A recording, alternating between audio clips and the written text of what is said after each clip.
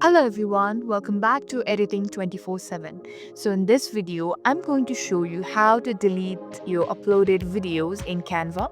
So without any further ado, let's dive right in. So in order to do that, you have to go to the left section and here you can see option called uploads, and this is where you have uploaded all your videos.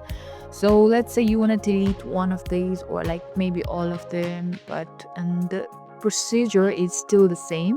In order to delete, you simply have to go put your mouse here, and then there is a box. You can simply tap in there, and now it has marked, and that means that you have more, you can delete that video or like work on something else.